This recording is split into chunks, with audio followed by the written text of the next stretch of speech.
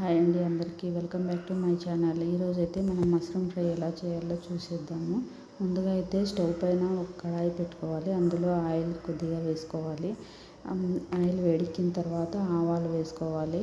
ఆ తర్వాత కరివేపాకు వేసుకోవాలి. కరివేపాకు వేగిన తర్వాత సన్నగా కట్ చేసుకున్న ఉల్లిపాయలు అయితే వేసుకోవాలి. వీటిని బాగా కలుపుకోవాలి.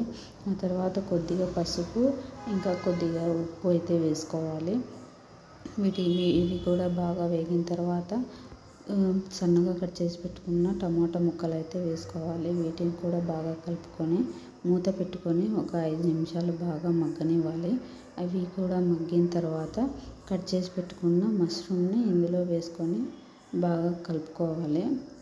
బాగా కలుపుకున్న తర్వాత మళ్ళీ మూత పెట్టి ఒక 10 నిమిషాలు అయితే ఉడకనివ్వాలి. ఇందులోకి అయితే వాటర్ అయితే ఏమీ అవసరం లేదు.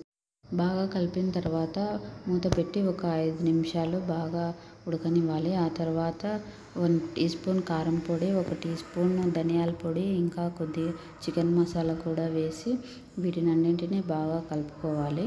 కలిపిన తర్వాత ఒక 5 నిమిషాలు మగ్గిన తర్వాత లాస్ట్లో కొత్తిమీర అయితే చల్లుకొని బాగా కలుపుకోవాలి. అంతే అండి, మష్రూమ్ ఫ్రై